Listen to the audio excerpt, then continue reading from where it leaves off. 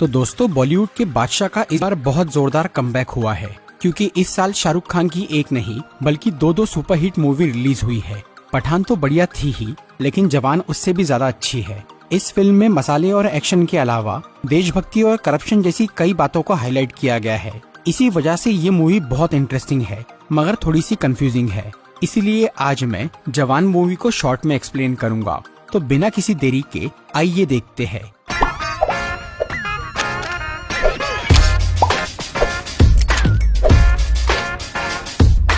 ये कहानी शुरू होती है सन 2022 में, जहां आजाद राठौड़ नाम का एक पुलिस ऑफिसर, जो कि एक लेडीज जेल का जेलर था, वो अपना रूप बदल के अपने जेल की 6 लड़कियों के साथ मुंबई की एक मेट्रो ट्रेन को हाईजैक कर लेता है और बदले में वो सरकार से 40,000 करोड़ रुपए की मांग करता है।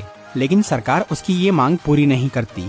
इसी वजह से आजाद और उसकी टीम ने पहले से ही प्लानिंग करके एक बहुत बड़े बिजनेसमैन काली गायकवाड़ की बेटी को भी उसी मेट्रो में ला लिया था। इसीलिए जब काली को पता चलता है कि उसकी बेटी किडनैप हो गई है, तो वो 40,000 करोड़ रुपए देने के लिए तैयार हो जाता है। फिर जब आजाद को वो पैसे ऑनलाइन मिल जाते हैं, तो वो उसे खुद के लिए नहीं रखता, बल्कि वो सारा पैसा देश के 7 लाख किसानों के अकाउंट में भेजकर उनका कर्जा चुका देता है। इसके बाद आजाद और उसकी टीम मेट्रो के लोगों को सही सलामत छोड़ देते हैं और पुलिस और मिलिट्री से बच के वहाँ से भाग जाते हैं। इस घटना से कुछ लोग काफी खुश होते हैं और कई लोग बहुत हैरान हो जाते हैं। ये सब करने के पीछे आजाद का मकसद गरीब किसानों की मदद करना तो था ही, लेकिन इस पूरी घटना के पीछे एक बहुत बड़ी कहानी भी छुपी हुई थी। आज से 30 साल पहले आजाद के पिता विक्रम राठौड़ एक सोल्जर यानी जवान थे और वो इंडियन आर्मी की एक खास यूनिट अग्नि रेजिमेंट के कैप्टन थे। फिर विक्रम की शादी ऐश्वर्या नाम की एक लड़की से हो जाती है और शादी के कुछ टाइम बाद ही उसे एक मिशन पर जाना पड़ता है, जिसमें आतंकवादियों से लड़ते वक्त विक्रम की टीम के सभी लोगों की बंदूकें खराब हो जाती है। इसकी वजह से उनके एक साथी की जान चली जाती है, लेकिन फिर भी वो लोग किसी तरह उस जंग को जीतते हैं। इसके बाद विक्रम राठौड़ उस बंदूक बनाने वाली कंपनी पर केस करता है, जो कि लड़ाई के वक्त बेकार हो गई थी, क्योंकि वही कंपनी की बंदूकें इसके पहले भी एक मिशन में बंद पड़ गई थी, जिससे कई जवान दुश्मन के हाथों मारे गए थे।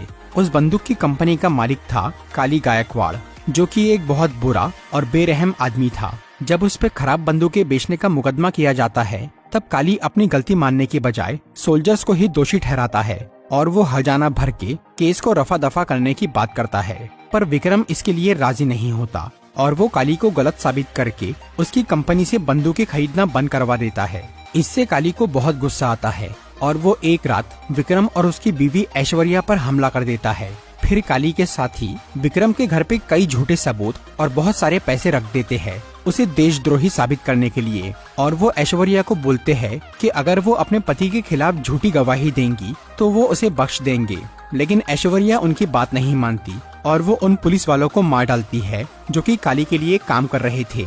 ऐश्वर्या की इस हरकत की वजह से काली का वो प्लान फेल हो जाता है, जिसमें वो विक्रम को देशद्रोही साबित करके उम्र कैद करवाने वाला था।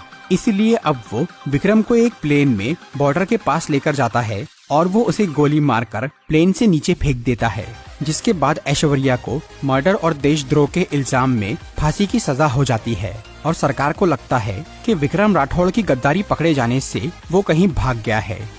लेकिन उधर कमाल की बात ये थी कि इतनी सारी गोली लगने के बावजूद भी विक्रम मरता नहीं और वो बॉर्डर के पास वाले एक गांव के लोगों को मिल जाता है, जो कि कुछ महीनों तक उसका इलाज करते हैं। इससे विक्रम ठीक तो हो जाता है, पर अब उसकी याददाश्त चली गई थी, इसीलिए वो उसी गांव में रहने लग जाता है। वहाँ वो गांव के लोगों को चोर लुटेरों से बचाता है और उन सबका मसीहा बन जाता है। दूसरी तरफ ऐश्वर्या के प्रेग्नेंट होने की वजह से उसकी फांसी की सजा 5 साल के लिए टल जाती है, ताकि वो अपने बच्चे को थोड़ा बड़ा कर सके। फिर ऐश्वर्या को एक लेडीज जेल में रखा जाता है, जहाँ उसके बेटे का जन्म होता है, जो था आजाद। फिर उस जेल में रहते रहते आजाद 5 साल का हो जाता है, लेकिन ऐश्वर्या को अब तक ये नहीं मालूम था कि विक्रम जिंदा है। इसीलिए वो अपने बेटे को समझाती है कि उसके पिता मर चुके हैं और उसे बड़ा होकर ये साबित करना होगा कि उसके पिता देशद्रोही नहीं बल्कि देशभक्त थे। इसके अलावा वो आजाद को बोलती है कि उसे नाइंसाफी के खिलाफ लड़कर बेकसूर लोगों की मदद करनी होगी। फिर ऐश्वर्या को फांसी हो जाती है और तब उस जेल की एक लेडी पुलिस आजाद को गोद ले लेती है। वो उसे पढ़ा लिखा कर बड़ा करती है और उसे उसके माँ बाप का पूरा इतिहास बताती है। तब आजाद अपने पिता को इंसाफ दिलाने और देश के लाचार लोगों की मदद करने का फैसला कर लेता है। इसीलिए वो एक पुलिस ऑफिसर बन जाता है और उसी लेडीज जेल में नौकरी करने लगता है जहां उसकी मां कैद थी। आजाद उस जेल में बहुत सारे सुधार के काम करता है, जिससे कैदियों की जिंदगी बेहतर होने लगती है और वो जुर्म का रास्ता छोड़ देते हैं। इस सब के बाद आजाद पूरे देश में बदलाव लाने का मिशन शुरू करता है। इसके लिए वो अपने जेल की 6 काबिल लड़कियों को चुनता है, जिन्हें बेवजह फंसाकर जेल भेजा गया था। उन लड़कियों के साथ आजाद एक टीम बनाता है और वो सब गैर कानूनी तरीके से भ्रष्टाचार और जुर्म के खिलाफ लड़ना शुरू करते हैं। लेकिन वो अपनी असली पहचान छुपा कर रखते हैं, जिससे किसी को भी उन पर शक नहीं होता।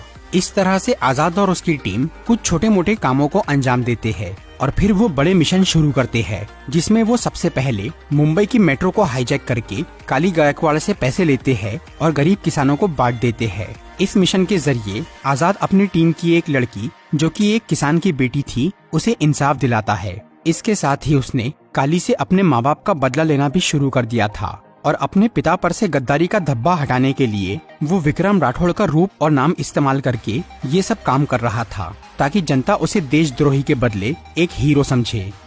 इसी बीच आजाद अपनी शादी के लिए एक लड़की देखने जाता है, जिसका नाम था नर्मदा राय। नर्मदा मुंबई की एंटी टेररिज्म ब्रांच की हेड थी और वो एक सिंगल मदर थी, जो कि अपनी बेटी की खुशी के लिए एक अच्छे लड़के से शादी करना चाहती थी।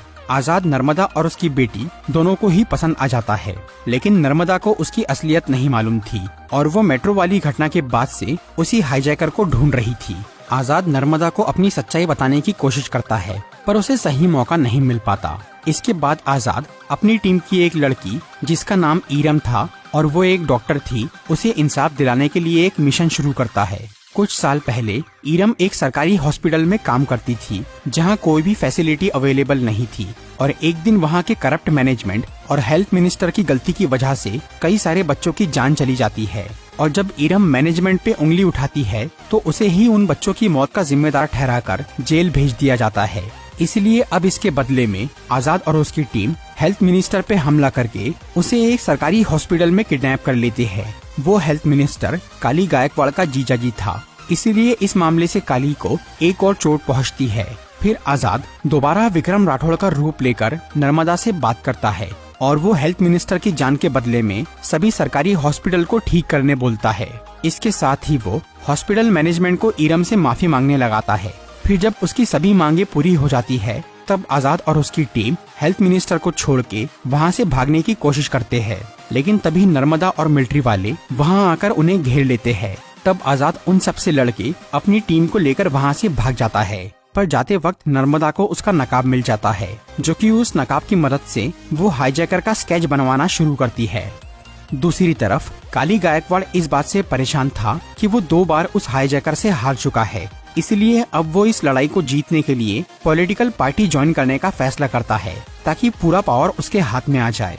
इसी वजह से वो इलेक्शन में खड़ा होता है, लेकिन इलेक्शन जीतने के लिए उसे बहुत सारे पैसों की जरूरत थी और वो अभी हाल ही में अपनी बेटी को बचाने के लिए काफी सारे पैसे गवा चुका था। इसीलिए वो पैसों का इंतजाम करने के लिए रशिया जाता है और वहाँ वो बहुत सारे बड़े बिजनेसमैन के साथ मीटिंग करके उन्हें बोलता है कि वो लोग अपने गैर कानूनी धंधे इंडिया में कर सकते हैं, क्योंकि वो अपनी खुद की गवर्नमेंट बनाने वाला है, जिसके लिए उसे उन बिजनेसमैन के पैसों की जरूरत है। तब वहाँ एक माफिया गैंगस्टर काली को पैसे देने के लिए तैयार हो जाता है।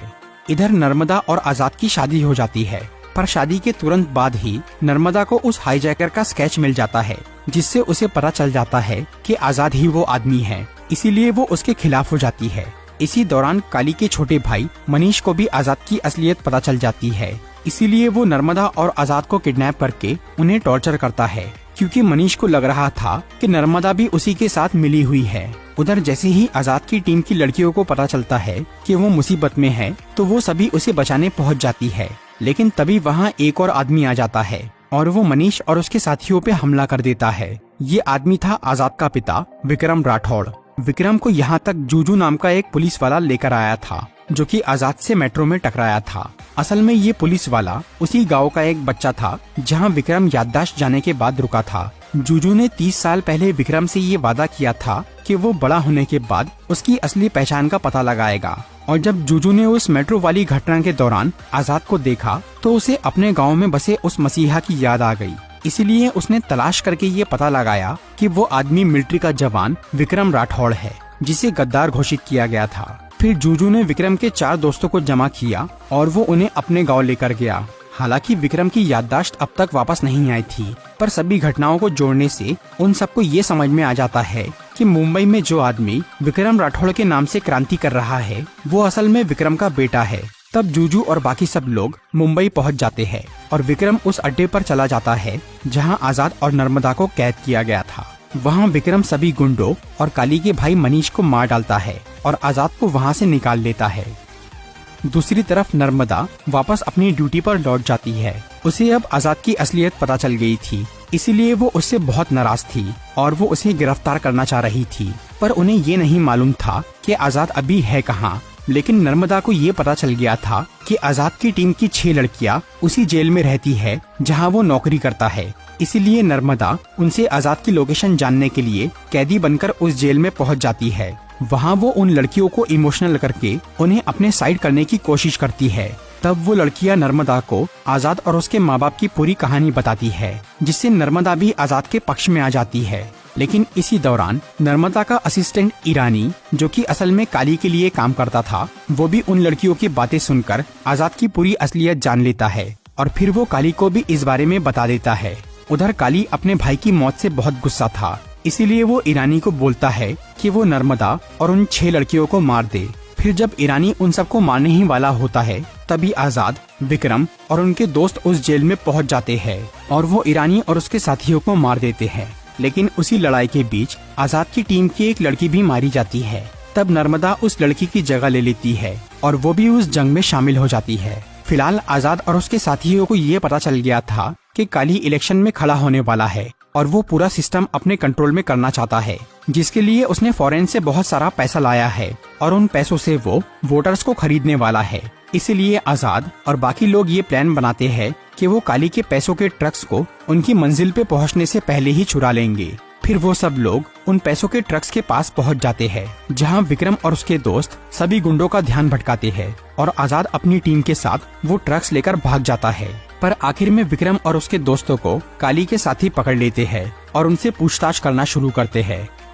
दूसरी तरफ नर्मदा और कुछ लड़कियां मिलके देश की सभी वोटिंग मशीन्स को चुरा लेती है, जिन्हें आजाद अपनी जेल में रख लेता है और फिर वो विक्रम राठौड़ का रूप लेकर टीवी पर लाइव आता है और सरकार को बोलता है कि उसने एक लेडीज जेल पर कंट्रोल कर लिया है, जहां की 6000 औरतें उसके कब्जे में है और वो उन्हें छोड़ने के बदले में अपनी मांगे पूरी करवाना चाहता है। तब सरकार उससे बात करने के लिए special task force officer Madhavan Nayak को उस जेल में भेजती है, लेकिन माधवन नायक उससे बात करने की बजाय उसे गिरफ्तार करने के लिए पूरी आर्मी को जेल के अंदर भेज देता है और तब आजाद की जेल की 6000 औरतें उस आर्मी को हरा देती है। फिर आजाद माधवन नायक को बताता है कि उसके पास देश की 9 लाख वोटिंग मशीन्स हैं, जिसे वापस लेने के लिए उन्हें उसकी मांगे पूरी करनी ही होंगी। और उसकी मांग ये थी कि देश की 253 बड़ी कंपनियों को बंद कर दिया जाए, क्योंकि उनकी वजह से एयर और वाटर पोल्यूशन हो रहा था और लोग मर रहे थे।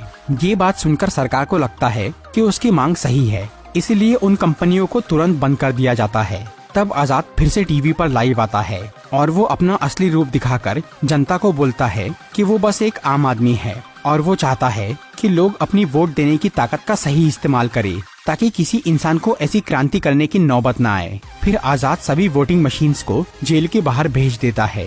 तभी काली विक्रम और उसके दोस्तों को बंदी बनाकर उस जेल में पहुंच जाता है और वो आजाद और विक्रम को पीट के उनसे पूछता है कि उसका पैसा कहाँ है, लेकिन वो दोनों अपना मुंह नहीं खोलते। तब काली अपनी गन से विक्रम को मारने की कोशिश करता है, लेकिन उसकी गन काम नहीं करती, इसीलिए वो बार बार ट्राई करता है और तब उस गन की आवाज सुन के विक्रम की याददाश्त वापस आ जाती है और वो ये जान जाता है कि काली ने उसके साथ क्या क्या किया है। इसलिए विक्रम अपने बेटे के साथ मिलकर काली और उसके साथियों से लड़ना शुरू करता है और आखिर में वो दोनों मिलकर काली को उसी जेल में फांसी दे देते हैं, जिससे ऐश्वर्या को इंसाफ मिल जाता है। इस सब के बाद आजाद अपने पिता, बीवी और अपने दोस्तों के साथ खुशी खुशी रहने लग जाता है। फिर कुछ महीने बाद ऑफिसर माधवन नायक आजाद से मिलने आता है। असल में माधवन नायक पहले से ही आजाद के साथ काम कर रहा था और उसने सभी मिशंस में उसकी मदद की थी और अब वो आजाद को एक और नया मिशन देता है, जिसे आजाद अपने पिता के साथ मिलकर पूरा करना शुरू करता है। तो दोस्तों ये थी जवान मूवी की एक्सप्लेनेशन वीडियो।